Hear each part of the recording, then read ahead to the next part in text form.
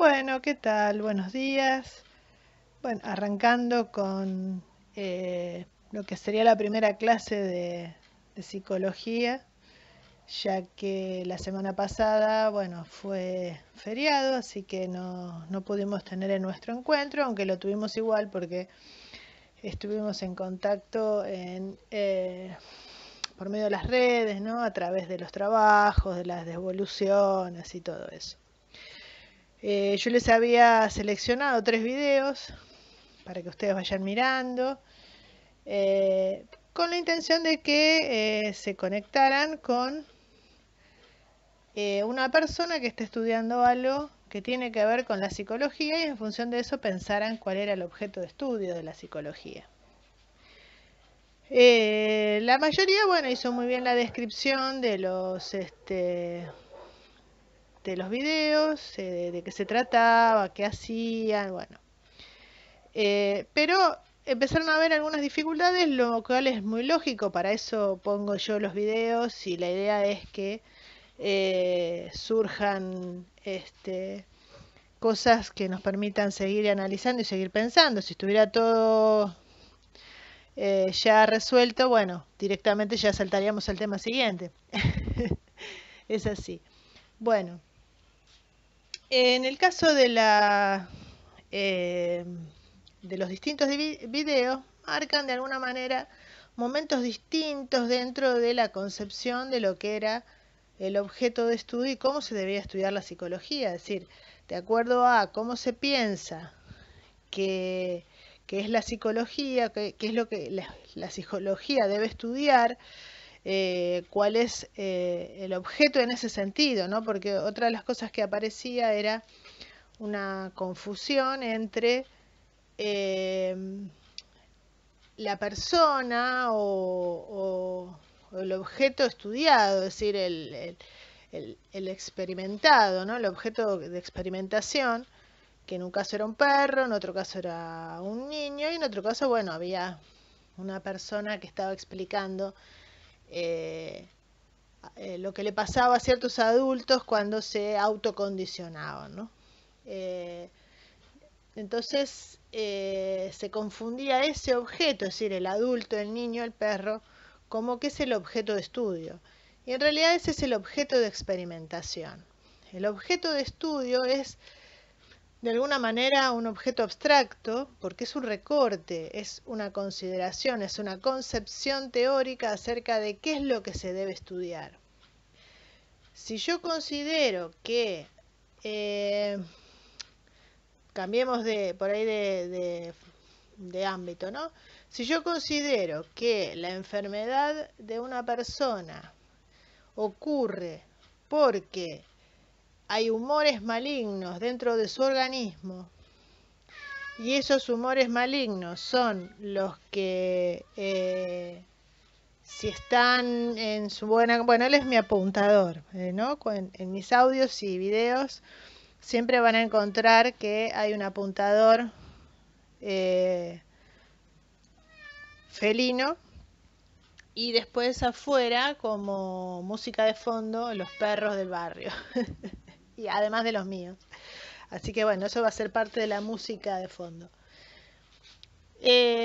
Como les decía, si se piensa que la salud y la enfermedad pasa por los humores, es decir, por ciertos líquidos que hay dentro del organismo, que son los que, si están en su composición correcta, hay salud, y si no lo están, se genera la enfermedad. Entonces, lo que va a hacerse es estudiar en los objetos de experimentación esos líquidos. Entonces vamos a empezar a estudiar grandes cantidades de personas y les vamos a analizar sus líquidos y vamos a ver en qué estado de salud están, como para poder encontrar cuál es el estado apropiado de esos líquidos. Entonces, de acuerdo a la composición de esos líquidos y el estado en el que está el paciente, vamos a poder ir construyendo una respuesta acerca de cuáles son las composiciones saludables y las que no lo son. Entonces, el objeto teórico de experimentación, el objeto teórico de estudio es esta concepción acerca de los humores. Y el objeto de experimentación es, en este caso, todas esas personas a las que les analizamos sus líquidos, los líquidos de su cuerpo, para ver cómo están compuestos. Entonces, en el caso de la psicología pasa lo mismo. Hay un recorte, hay una concepción teórica acerca de cuál es el objeto de experimento, pero siempre me confundo de palabra, de cuál es el objeto teórico de estudio, y en función de ese objeto de estudio se desarrolla un método de investigación o de experimentación, depende del momento, y se diseñan las distintas situaciones, que son las que por ahí se pueden ver más que nada en los dos videos donde hay una situación de experimentación. Entonces, el objeto de estudio es ese recorte teórico.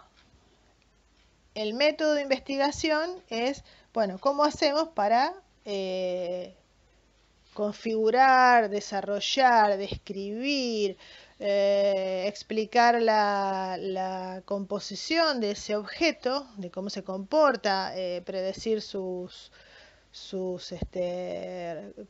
respuestas, en fin, lo que uno está esperando teorizando respecto de ese objeto, y las formas de contestar esa pregunta, y con eso construir la teoría después, ¿no? Una vez que uno empieza a encontrar distintas generalidades respecto de, bueno, eso que va encontrando, con eso construye una respuesta que cuanto más consolidada, es decir, cuanto más predice lo que se supone que tiene que predecir, más consolidada está esa teoría, es decir, más confianza nos da de que lo que explica es verdadero, es correcto. Esto ha ido variando a lo largo de la historia y también está muy influido por la idea acerca de la ciencia que se tenía en cada momento histórico. La ciencia se desprende de la filosofía, bueno, esto lo van a estudiar seguramente con el profesor de filosofía, o profesora, no sé qué tienen, se va a desprender de la filosofía porque justamente pasa esto, es decir, va a recortar un objeto, que es el objeto que va a estudiar, este objeto teórico del que hablábamos, y en función de ese objeto va a tener que diseñar una metodología de investigación. El tema es que la ciencia surge con una serie de supuestos acerca de cómo se debe hacer este procedimiento. El objeto tiene que ser un objeto extraído de la fenomenología. En general, la fenomenología serían los fenómenos, aquello que podemos observar, que podemos percibir, que podemos medir, que podemos de alguna manera experimentar con él. Entonces, estos fenómenos son los que cada ciencia va a ir tomando un aspecto, una parte, un recorte dentro de toda la realidad y va a ir construyendo su objeto particular. Entonces, una ciencia se diferencia de otra porque tiene un objeto propio. Si no tiene objeto propio, no es una ciencia, es quizás un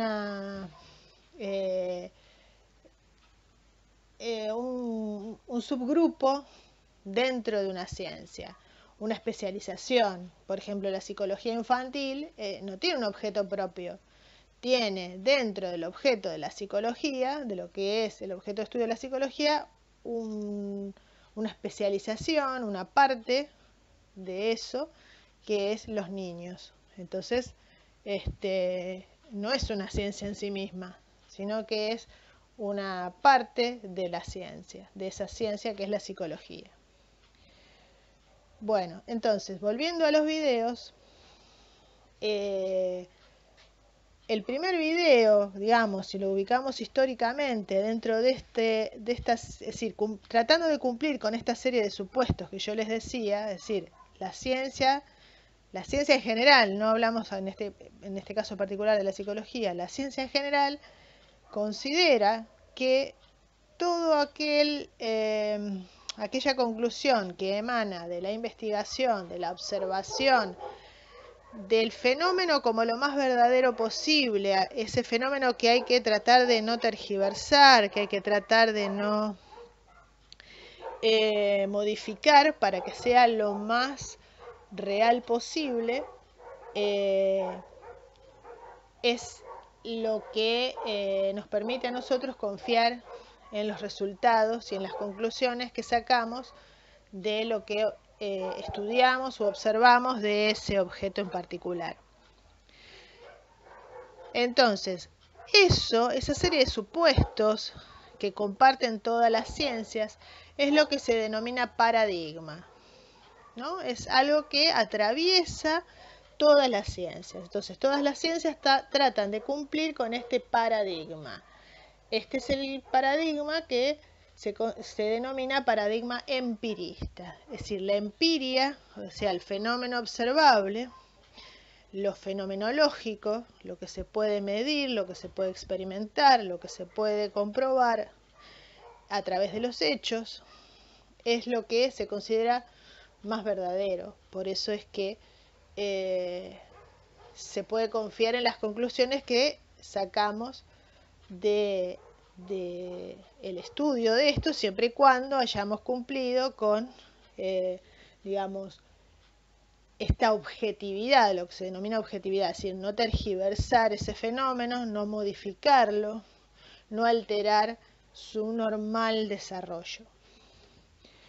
El tema es que la psicología, cuando el estudio acerca de lo que le pasa a los seres humanos, ya está en Platón, ya está en Aristóteles. Aristóteles tiene todo un tratado que se llama el Tratado del Alma, que se pregunta y busca explicaciones acerca de lo que inquieta al alma, lo que la moviliza, lo que la causa. Entonces, ya en la filosofía había, pero no podemos confiar en las conclusiones de Aristóteles, porque él no realiza un estudio a una serie de individuos y comprueba las hipótesis que tiene. Porque él no hace ciencia, él lo que hace es filosofía. Entonces, no tiene un objeto propio, sino que tiene un tema, que es el tema, el alma en este caso, no tiene un método. Por eso no podemos considerar que lo que hace Aristóteles sea ciencia. Entonces, todos los que siguieron en esta línea, que empezaron a estudiar al ser humano y a lo que lo causa el ser humano, lo hicieron a través de los propios sentimientos, de las propias experiencias, y cómo estos sentimientos y experiencias y situaciones generaban determinadas respuestas o conductas, empezaron a tratar de construir explicaciones apoyándose en eso. A eso se lo denomina introspección. La introspección está muy cercana a lo que hacía Aristóteles, porque Aristóteles, bueno, se miraba a sí mismo y bueno, por ahí miraba a otros y veía que les pasaba lo mismo y bueno, hay una introspección objetiva, digamos, que es una introspección que se apoya en lo que a otros también les pasa. Entonces, toda esta metodología que pertenece a lo que se denomina la psicología clásica, hacía que la ciencia, bajo el paradigma empirista, no aceptara estas conclusiones como científicas. Por eso, la psicología lucha durante mucho tiempo arrastrando este problema del objeto y de la metodología del objeto, que tiene que ver con algo que no es comprobable, que para nada es objetivo, porque yo me analizo a mí misma y por ahí hay cosas que no voy a tener en cuenta porque me duelen, porque me dan vergüenza, porque, qué sé yo, porque ni siquiera quiero pensar en ellas. Entonces, no es confiable. Entonces, arrastrando esta metodología y esta manera de recortar el objeto de estudio, hizo que la psicología no fuera considerada una ciencia durante mucho tiempo. Entonces, la metodología que ustedes observan en Pavlov, en este experimento que él hace con el perro, en realidad él lo hace desde la neurología, no lo hace desde la psicología. Pero lo que encuentra es una manera de conectar una respuesta nueva frente a un estímulo que antes era indiferente. Entonces, lo que intercala es una respuesta nueva ante un estímulo que es totalmente artificial. Al comprobar eso, puede la psicología construir toda una metodología de estudio apoyándose en ese tipo de objetos y en ese tipo de metodologías. Entonces, el objeto en este caso, ¿qué sería? La conducta. ¿Qué conducta? Y la observable. Entonces, ¿qué hicieron ellos? Trasladaron todo lo que le pasa al hombre a conductas observables. Entonces, las ansiedades, las fobias, las respuestas cognitivas, las respuestas emocionales, el miedo, no sé, podría nombrar un montón. Eran respuestas observables a estímulos también observables que quizás en algún momento fueron naturales, ¿no? La respuesta al miedo es una respuesta natural. Es decir, si no tenemos miedo, no podemos escapar del peligro y, bueno, no hubiéramos sobrevivido. Entonces, la respuesta de miedo ante una cucaracha, que no nos es para nada amenazador, porque no es que nos va a venir y nos va a dar un golpe mortal, es una respuesta aprendida, no es una respuesta natural. Entonces, a través de este recorte, es decir, el objeto de estudio de la psicología es la conducta observable. Todas las conductas que se producen en el hombre se pueden estudiar a través de métodos observacionales, medibles, a través de la experimentación, y entonces se construye toda una serie de experimentos. El que muestra el video es uno, hay muchísimos, está el de Albert, bueno, hay muchos. Este es muy famoso y bueno, siempre lo citan y en los parciales hay chistes respecto de los perros de Pavlov y bueno. Pero bueno, me gustó rescatar el experimento de Pavlov desde Pavlov y no desde una recuperación que hacen otros autores, sino cómo él lo pensaba. Y lo interesante es que él va tratando de discriminar para que no sea confuso a qué estaba respondiendo el perro, ¿no? Para que no sea falsa la respuesta, para que nosotros no creamos que él respondió a esto cuando en realidad había respondido a otra cosa. Y hace todo un proceso de discriminación para asegurarse que el perro estaba respondiendo a lo que él creía que estaba respondiendo. Es decir, hay muchísima preocupación desde esta concepción de objeto de estudio de la psicología por asociar correctamente, digamos, verdaderamente, una causa a una consecuencia. Pero esa es una manera de concebir la psicología, que va a atravesar un periodo. Después vamos a trabajar con esto y hay críticas respecto de esta manera de concebirlo, pero bueno, lo vamos a seguir trabajando a lo largo de prácticamente todo el año. Es decir, cuando ustedes presentan una determinada psicología, la tienen que ubicar en el tiempo y en, bueno, por qué hace lo que hace y cómo piensa que es su objeto y por lo tanto estudia de esta manera. El otro video es el video de, digamos, podríamos llamarlo de psicología social, que es el video que habla sobre el autocondicionamiento, ¿no? Bueno, este video también está tomando un objeto de estudio de la psicología dentro de lo comprobable. Pero, es decir, por eso trae a colación muchísimos ejemplos y muchísimas comprobaciones de cómo ante una causa aparece esa consecuencia y en qué parámetros esto puede suceder.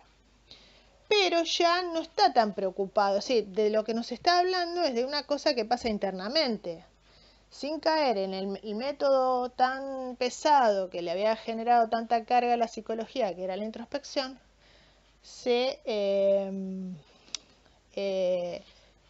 pone a estudiar algo que es de carácter interno. Porque en realidad lo que le pasa a la persona, nosotros no vemos el autocondicionamiento, que la persona se autoevalúe y se autocondicione a determinada respuesta. No se lo vemos adentro, o sea, no lo vemos pasar en la mente de la persona. Pero a través de los diversos factores que inciden y cómo responde y cómo en muchísimos casos pasa lo mismo, podemos pensar que hay un estímulo, hay un procesamiento interno que podemos deducir y que podemos comprobar que es cierto, que es esto de, bueno, uno, digamos, construye su propia profecía, ¿no? Es una profecía que autocumple. Uno cree que va a fracasar y se autocondiciona a fracasar y termina fracasando. Entonces eso refuerza la percepción. Es decir, ¿ves? Yo pensé que esto lo iba a hacer mal porque soy un inútil y lo hice mal. Por eso yo no tengo que hacer esto. Es un ejemplo muy tonto el que estoy dando, pero como para que se entienda. Entonces, este autocondicionamiento sigue esa línea de esa idea de pensar a la psicología desde la comprobación, pero ya desprendiéndose un poco de que todo tiene que ser observable. Acá hay procesos internos que podemos deducir. Y el último a nivel histórico, porque la psicología se ha ido desprendiendo progresivamente. Esto está muy atado también a la filosofía, porque todo el movimiento, el pensamiento de digamos, de la filosofía crítica, la filosofía dentro de lo que sería lo que atañe al empirismo, ¿no? Al estudio de la ciencia, ¿no? A la epistemología. Empezaba con por eso dije empirismo y era epistemología la palabra que tenía que usar. Todo lo que atañe a la epistemología, la filosofía, o sea, los filósofos empiezan a cuestionar la pertinencia de utilizar los mismos métodos que se utilizan para las ciencias fácticas, es decir, ciencias que trabajan con hechos, como la física, por ejemplo, o la química, donde podemos comprobar las reacciones. Si es pertinente o si pasa lo mismo en la psicología o en las ciencias sociales y humanas que en las ciencias fácticas como la física, como la química. Entonces, si no pasa lo mismo, si no operan de la misma manera, porque lo fundamental no es en realidad lo que se observa, sino lo que lo causa, que es interno y no observable, ¿por qué deberíamos utilizar el mismo método? Estamos haciendo lío, estamos haciendo las cosas mal. Entonces, toda la filosofía crítica hace un quiebre con respecto a lo que se conocía como el paradigma empirista y va a pasar a ser el paradigma hermenéutico. Es decir, la hermenéutica es la ciencia que estudia la interpretación de los textos, la interpretación de los sentidos y los significados. Entonces, si lo que causa a la conducta de la persona tiene que ver con lo que piensa, con el significado y el sentido que esa persona le da, va a estar muy atada a la cultura, a las vivencias, a la historia personal, en fin, a un montón de factores que inciden en esas concepciones. Entonces, no podemos quedarnos solo con los hechos observables. No podemos solamente tomar los factores condicionantes del medio como para decir, bueno, esta persona le tiene fobia o tiene una reacción violenta porque en ese ambiente todas esas reacciones violentas son premiadas por el ambiente en el que vive. Entonces, es una cultura, supongamos la cultura espartana, ¿no? Que alentaba la violencia, el ser aguerrido, el ser audaz, el ser un gran guerrero. Entonces, al estar eso potenciado, bueno, te condiciona a que tiendas a tener ese tipo de respuestas. Pero bueno, no alcanza con eso. Después hay internamente una serie de conflictos que se dan alrededor de este condicionamiento social que genera efectos que no se pueden observar y no se pueden medir, que son a veces individuales. Entonces, ahí hacemos un giro y el objeto de estudio de la psicología va a ser ese. A ver, ¿cómo lo piensa? ¿Qué significado tiene para él esa palabra? Yo le puedo decir perra a una mujer y sentirse halagada, otra se siente súper ofendida y la otra reacciona violentamente porque dice, no, este es el patriarcado y qué sé yo. Y otra lo mira y dice, no, mira, mi perra está allá. O sea, nada que ver. Lo asocia con otra cosa completamente diferente. Y por ahí pertenecen a la misma cultura. Pero la vivencia, el sentido, la connotación que tiene esa palabra para esa persona es completamente diferente. Entonces, si es eso lo que causa la conducta, el objeto de estudio de la psicología tiene que ver con los significados. Ahí vamos a encontrar al psicoanálisis y bueno. Entonces, el último video, digo, en cuanto a lo histórico, ¿no? En cuanto a lo que fue aceptado históricamente, es el del nene que responde, en realidad al principio responde mal, porque dice que hay más plastilina en el choricito más largo, dice que hay más monedas en las monedas que están separadas. Ahora, ¿para qué se hace ese estudio? Ese estudio se hace porque se supone que la persona tiene en la mente una serie de estructuras cognitivas que son las que van a condicionar cómo percibe el fenómeno y cómo resuelve el problema. Entonces, si nosotros queremos saber cómo responde un niño de una determinada edad, o en general los niños de determinada edad a determinado problema, tenemos que entrevistar muchos chicos para poder ir accediendo, se accede de manera totalmente indirecta, más indirecta todavía que en la experiencia de las conductas sociales, ¿no? Porque los tenemos que deducir, bueno, de acuerdo a lo que está diciendo y a las preguntas con las cuales nosotros podemos ir viendo si las pistas que suponemos que tomamos son ciertas, es decir, si suponemos que el chico se está, digamos, apoyando en el espacio que ocupa y no en la cantidad, bueno, tenemos que hacer preguntas para ver si eso es así. Y de acuerdo a lo que el chico conteste, vamos a comprobar nuestra hipótesis y vamos a considerar que esa es la estructura cognitiva con la cual el chico está respondiendo a la pregunta. Por eso, después, la chica o la experimentadora, la entrevistadora, le hace otra pregunta y el chico ahí se da cuenta que en realidad, y si no se le agregó ni se le quitó nada, es lo mismo. Entonces los cuenta, digamos, cuando los cuentan, es decir, ¿por qué le hace contar? Porque la hipótesis que tiene la entrevistadora es que el chico está apoyándose en el espacio que ocupa. Entonces, si le hace contar, va a dejar de lado ese aspecto de la percepción en la que se está apoyando y va a poner el eje en el elemento importante que hay en este caso, que es la cantidad. Entonces le hace contar.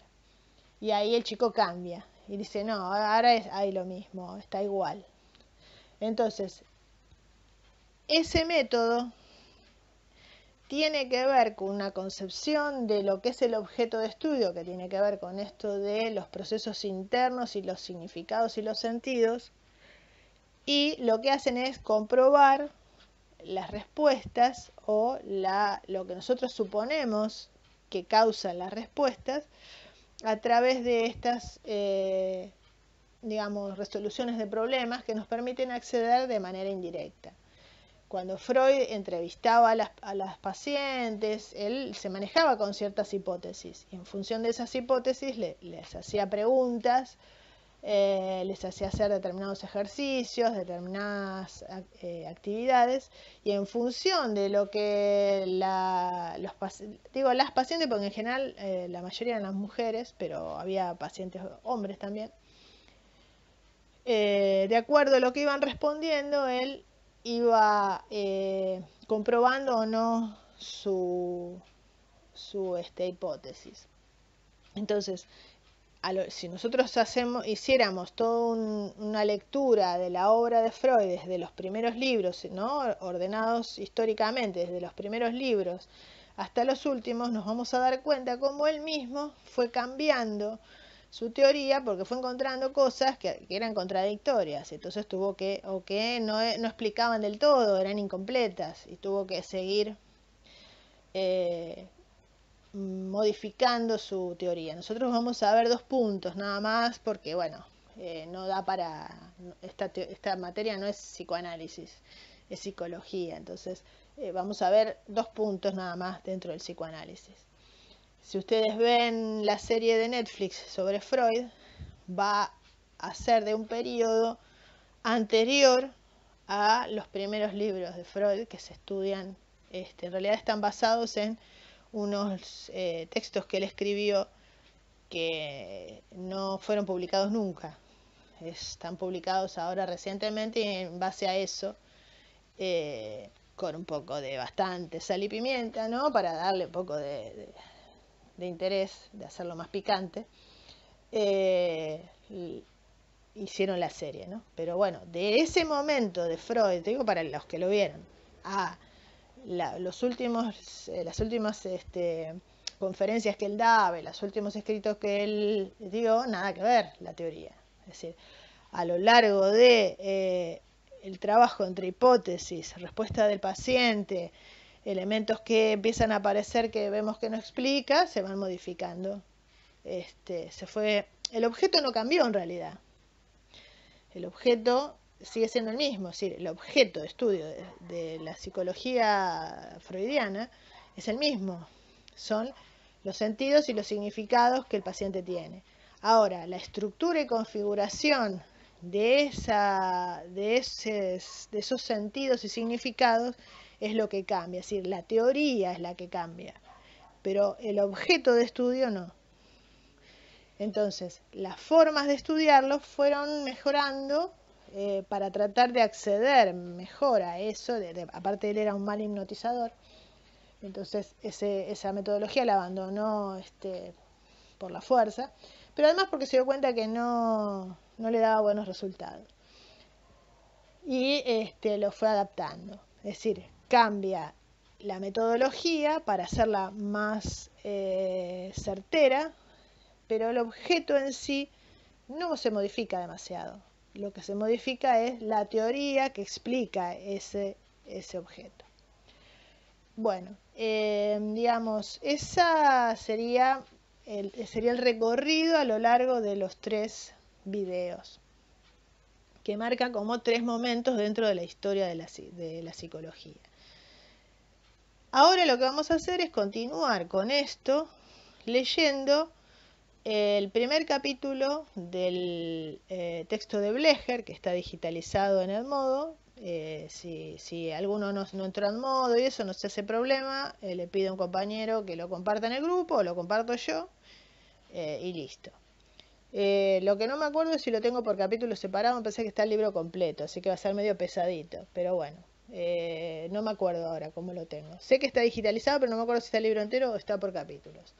Bueno, el capítulo 1 es el que habla de el objeto de estudio y va a hacer este mismo recorrido. Bueno, mejor lo va a hacer él porque él tiene un montón de bibliografía y un estudio y qué sé yo, y hace todo un recorrido histórico y va a nombrar un montón de autores. Yo, digamos, me metí en 3 nada más, o 4, es decir, Pavlov, que sería el conductismo, la teoría que sería entre conductista y psicología cognitivista, que es la de Bandura, o la psicología social de Bandura, y después Piaget, porque las pruebas que le hace son las pruebas piagetianas, pero nos permitió hacer una pequeña, abrir una ventanita para espiar un poquito psicoanálisis. Bueno, Blecher va a ir desde la psicología clásica, desde la filosofía, a hacer este mismo recorrido, y va a ir analizando el objeto de estudio y los métodos, y bueno, va a dar su opinión, que es lo que vamos a trabajar entre la clase que viene y la otra. Así que bueno, cualquier duda, pregunta, me consultan. El viernes nos conectamos más o menos a la hora de clase, a las 10, para, bueno, ver qué pasó con este. Yo les voy a subir este audio y ustedes, bueno, lo van a escuchar y a partir de ahí van a hacer las preguntas que necesiten y después de deber, como las maestras, les queda la lectura de Blecher. Bueno, que anden bien y estamos conectados.